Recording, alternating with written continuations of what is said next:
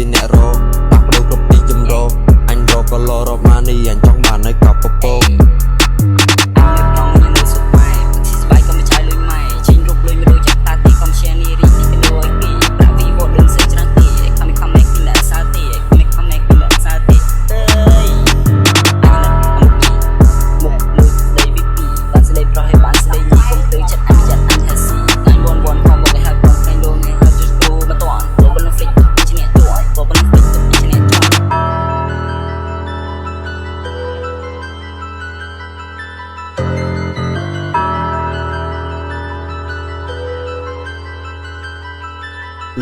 លើក្នុងកប៉ៅដកចេញមកចាយខាងក្រៅអាក្រៅវាបានតែមើលពួកអាប់លើអត់អ្នកបណ្ដៅលុយអញជាអ្នករកផ្លាស់ដូរគ្រប់ទីជំរកអញរកក៏លរកមកនេះអញចង់បានឲ្យកប់ពពក